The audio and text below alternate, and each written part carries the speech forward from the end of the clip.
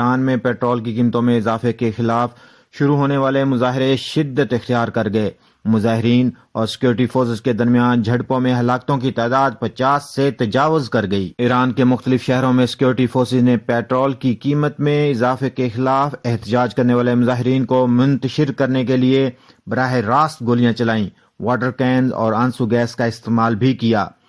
پچھلے 2 دن کے اندر روایتیں سب 15 گھنٹے کے اندر سب کچھ ہوا یہ، جس میں تقریباً 110 پولیس اسٹیشن توڑ دیا اور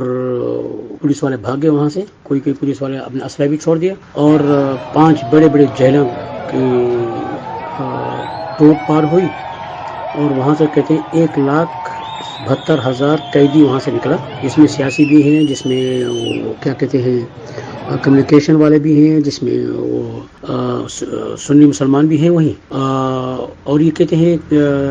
تقریباً 4 سے لے کر 15 بڑے بڑے پوسٹر اور پتلے خمینی کے جلا دیے، اور خامنئی کے بھی 3 پتلے جلوا دیے، اور کہتے ہیں کم سے کم 100 سے زیادہ پوسٹر ہیں وہ بھی چلا دیے، اور 2,702 گاڑی پولیس کی وہ بھی جلا دی، اور کہنے کی روایت ہے کتنا جو فوجی ہیں وہ استعفیٰ دے رہے ہیں، جا رہے ہیں نامعلوم جگہ میں، اور پولیس والے بھی اپنا اسلحہ چھوڑ کر وہ بھی جا رہے ہیں، اور اس نے وہ ان کی ایک خفیہ پولیس ہے جس کو کہتے ہیں حرس اتھارٹی اور خفیہ باسیج، ابھی وہ اتری ہوئی ہے روڈوں میں، آدمی کو قتل کر رہی ہے، اور کتنا آدمی قتل بھی ہو گئے ہیں ابھی تہران میں۔ عرب میڈیا کے مطابق ایران کے مختلف شہروں میں مظاہروں میں شدت آنے کے بعد دارالحکومت تہران سمیت اکثر علاقوں میں انٹرنیٹ سروس بند کر دی گئی ہے۔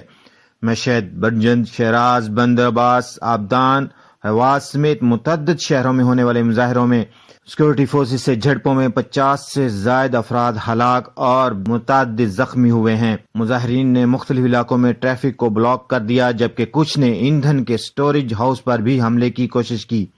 واضح رہے کہ ایرانی حکومت کی جانب سے گزشتہ دنوں پیٹرول کی قیمتوں میں